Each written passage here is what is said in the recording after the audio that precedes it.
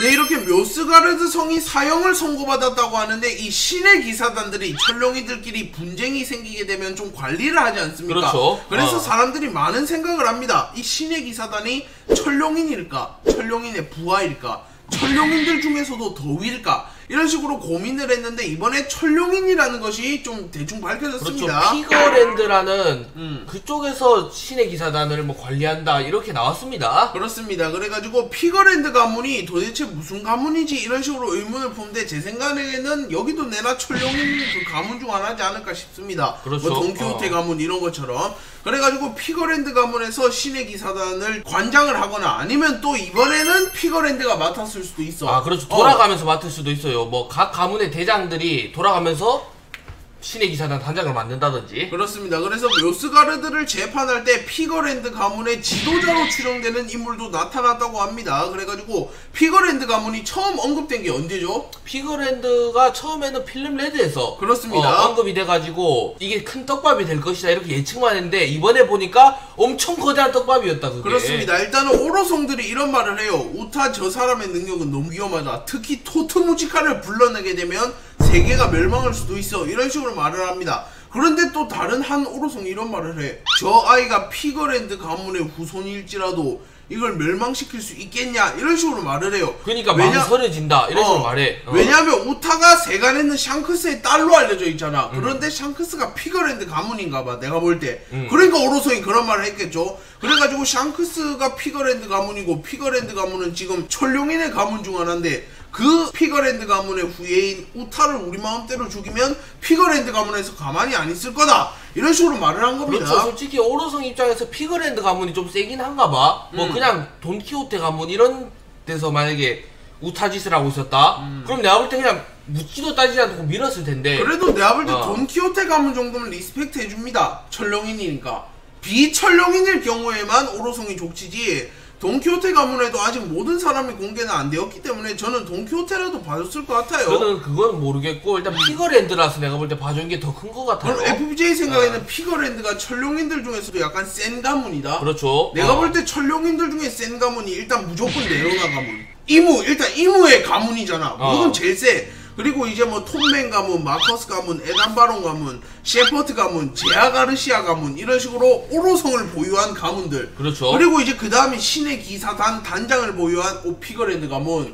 이런 식으로 딱 스토리텔링이 맞아 내가 볼 때. 그렇습니다. 그래가지고 피거랜드 가문이 굉장히 이슈화돼요. 특히 솔직히 말하면 피거랜드 가문이 그냥 세다 이러면 쎄고 말겠지 이럴 텐데 샹크스의 가문이잖아. 그렇죠. 100%는 아닙니다. 하지만 샹크스의 가문으로 추정이 되기 때문에 사람들이 굉장히 많은 관심을 갖고 와 이거 진짜 궁금하다. 샹크스 진짜 철룡인인가? 이것 때문에 피거랜드 가문이 더욱 주목을 받습니다. 그리고 피거랜드 가문의 성기사단 단장의 이름은 갈린이라고 합니다. 그렇습니다. 피거랜드 가문에서 가장 높은 분인지 아니면 피거랜드 가문이 관장하는 신의 기사단의 단장 이름인지는 아직 정확하게 밝혀지지 않았지만 거기에 피거랜드 가문의 고위층에 해당하는 분의 이름이 갈링이라는 그렇죠. 이름입니다. 갈링은 매우 늙고 강해 보이는 사람이며 선글라스를 착용하고 긴 뾰족머리와 함께 초승달을 형성하는 수염을 가지고 있다. 그렇습니다. 하나씩 일단 보시면 일단은 매우 늙고 강해 보인다. 이렇기 때문에 좀 나이가 든 분이다. 노인이다. 이렇게 추정을 할 수 있어서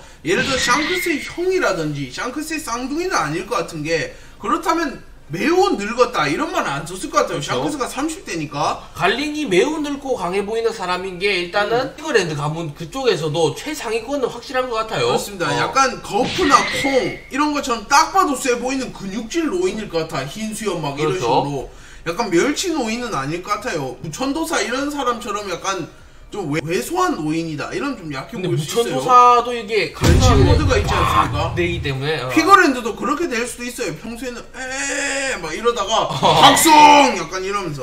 자 일단은 이 사람이 또 선글라스를 착용하고 있다고 합니다. 보통 철룡인들이 선글라스를 착용한 경우는 저는 단 한 명밖에 못 봤네요. 플라밍고. 그렇기 때문에 보통 철룡인이 선글라스를 안 쓰고 그 이상 어항 같은 거를 그냥 쓰고 있거든. 근데 이 사람은 어항 안에 선글라스를 또 쓰고 있을 것 같아요. 아니 뭐 어항을 안 쓰고 있을 가능성이 높아 보여요. 이게 오로성들처럼 간지나는 친구들은 어항을 안 쓰고 있더라고. 그렇습니다. 오로성들만 보더라도 어항을 안 썼고 이무도 어항을 안 썼어요. 그렇죠. 근데 걔들은 말이 좋아해서 나올 일이 전혀 없어서 그런 거 아니야? 뭐 그럴 수도 있고 아니면 어항을 뭐 얘들은 안 쓴다 특혜다 뭐 이런 걸 수도 있습니다. 그렇습니다. 그래서 선글라스 이 모양도 굉장히 궁금하고 그리고 이제 뾰족머리와 함께 초승달을 형성하는 수염을 가지고 있다. 이거는 약간 머리가 이런 식으로 돼 있겠죠. 사진 한번 띄워주시면 현실에도 있는 컷입니다 이게. 아 그렇죠. 일단은 긴 뾰족머리가 이게 동친자우처럼 뾰족한 게 아니라 초승달처럼 이렇게 둥글 것 같다. 앞으로 약간 이렇게 구부러져 있을 것 같다. 콩나물 대가리처럼. 그렇죠. 그리고 수염도 마찬가지로 이렇게 밑으로 나거나 옆으로 이렇게 난 것이 아닌 이런 식으로 좀 낫지 않았을까. 그렇죠. 이렇게 약간 초승달처럼. 머리 스타일이 좀 굉장히 독특하네요 이분은. 제일 독특한 것 같은데. 정성적인 머리카락을 가진 분은 아니다. 이렇게 볼 수 있겠습니다. 그래가지고 하여튼 피거랜드가 이렇게 등장을 했고 과연 샹크스의 가문일지 이것도 굉장히 기대가 되는 게 정확한 사진 같은 게 공개되는데 샹크스랑 똑같이 생겼다 이러면 샹크스가 진짜 철룡인의 가문인 게 확증이 됩니다. 또 머리가 막 빨간색이다 이러면 뭐 거의 확정이 되는 거죠. 그러면 이제 확진이다. 오케이 알겠습니다. 그리고 이완코브가 이제 이무가 수술 열매의 궁을 좀 받았기 때문에 불로불사일 것이라고 추정을 한다고 말합니다. 그래서 일단은 이완코브가 이무라는 존재가 예전부터 살아있다는 걸 알았네요. 예를 들어 이무가 지금 30살이다. 그럼 이런 추측이 안 나왔을 텐데 800년 전부터 있다는 정보를 입수한 것 같아요. 그렇죠. 혁명군 쪽에서는 이무의 존재를 처음부터 알고 있었던 것 같아요. 내가 볼 때. 완전히는 몰랐는데 이런 사람이 있지 않을까 이런 식으로 추정을 했는데 사보가 맞짱까지 두고 왔다 이러니까 100% 있었네. 그래서 사보가 전화로 이런 말 하잖아. 없을 것만 같았던 진짜 세계의 왕이 존재한다 이러면서 그렇죠. 있긴 있네. 일단은 이렇게 수술 열매의 떡밥도 지금 풀리고 있습니다. 그렇습니다. 수술 열매의 궁극기를 사용하게 되면 자신의 목숨을 잃는 대가로 타인의 불로불사를 이루어낼 수 있다. 이런 개사기 설정이 붙어있는데 사람들이 뜬금없이 이게 왜 붙어있지? 루피를 살리려고 이러나? 이랬는데 오늘로써 공개된 내용을 보면 일단 이무를 살리기 위해서 이무를 800년 전부터 군림한 압도적인 적으로 만들기 위해서 이 수술 열매의 궁이 존재한다. 그렇죠. 그리고, 이렇게 볼 수 있겠습니다. 그리고 또 오로성들이 과연 수술 열매의 궁을 받아가지고 옛날부터 살아온 친구들인가 아니면 이번에 그냥 새롭게 뽑힌 친구들인가 이것도 굉장히 궁금합니다. 일단 저는 불로수술을 받았다고도 추정이 된 게 철룡인들의 인재풀이 좀 넓진 않아요 솔직히. 이상한 애들도 많고 그렇기 때문에 좀 대를 걸쳐서 나올 때마다 오로성들로 만들었지 않았나. 그래서 나중에 뭐 육로성이 될 수 있습니다. 그렇죠. 그리고 이제 다음까지 보시면 드래곤은 베가펑크가 그런 살상 무기를 만들었다는 걸 믿지 않습니다. 그렇습니다. 일단은 베가펑크가 만든 그 핵폭탄 같은 무기로 인해서 루루시아가 삭제가 되었고 베가펑크의 소행이라고 말하니까 드래곤이 아니 그래도 걔가 좀 싸가지 넘긴 한데 그래도 정의로운 과학자인데 이건 아닐 것 같은데 또라이 같은 과학자인데 말이 안 되는 무기를 만들었네. 그렇습니다. 그리고 이전부터 썼으면 몰라 루루시아 왕국의 그 폭격이 그 무기가 사용됐던 최초다 이렇게 말하면서 드래곤은 약간 현실 부정을 합니다. 드래곤이 예전부터 베가펑크와 좀 연락도 하는 사이였고 클로버를 추모할 때도 잠깐 만나고 대화를 나눴잖아. 그렇죠. 그렇기 때문에 드래곤 입장에선 베가펑크를 좀 믿고 있었는데 알고 보니 걔가 충격적인 무기를 만들었다. 제가 볼 때도 베가펑크가 이거를 만들었다 하는 게 좀 의아한 게 베가펑크가 옛날에도 살상을 하지 않기 위해서 꽃으로 만드는 총 뭐 그런 것들만 만들어 왔는데 갑자기 이런 말도 안 되는 살상 무기를 만들었다? 저는 그런데 역사적으로 현실 세계의 모티브가 되었다 이렇게 되면 이 핵폭탄 같은 무기가 다이너마이트라고 저는 모티브가 추정이 돼요. 그런데 다이너마이트를 만든 노벨이 이런 말을 합니다. 내가 만든 무기가 살상 무기, 전쟁에 이용될 줄은 몰랐다. 이럴 줄 알았으면 안 만들걸. 이런 식으로 말을 하기 때문에 베가펑크 역시 처음에는 좋은 목적으로 만들었는데 이게 악용이 되면서 이무가 이런 식으로 사용했지 않을까. 근데 아무리 봐도 이건 악용할 수밖에 없는 무기 같던데. 근데 노벨도 처음에는 다이너마이트를 만든 이유가 뭐 광산 같은 거를 뚫는다든지 건물 철거를 빠르게 하기 위해서 만들었습니다. 하지만 그거를 조금 개조해갖고 위력을 강화시킨 다음에 미사일이 되었거든요. 그렇죠. 그러면 베가펑크도 안 쓰는 섬이나 뭐 그런 거 치우라고 만들었는데 쓰는 섬을 치우네. 그렇습니다.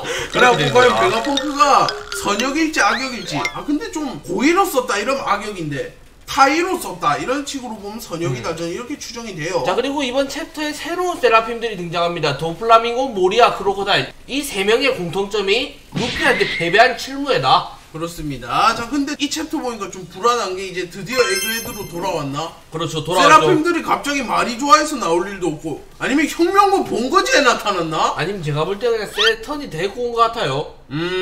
그래갖고 지금 칠무에 세라핌들이 다 나왔는데 얘들만이 안 나왔었잖아. 그냥 얘들도 이제 싸그리 등장을 했다. 세턴도 뭐 지금 키자루 지밖에 없으니까 전력이 뭐 세라핌이라도 가득가득 데려온 거지. 자, 일단 한 명씩 좀 보면 도플라밍고 이 사람 같은 경우에는 진짜 금태양이겠다. 금발머리인데 세라핌들이 다 태닝을 했잖아. 태닝에다가 도피 어릴 때 엄청 양아치였잖아. 내 앞에 무릎을 꿇어라 하면서. 그래서 진짜 미니 금태양이 나타났고, 모리아 이 사람이 어릴 때는 그래도 좀 귀엽게 생겼어요.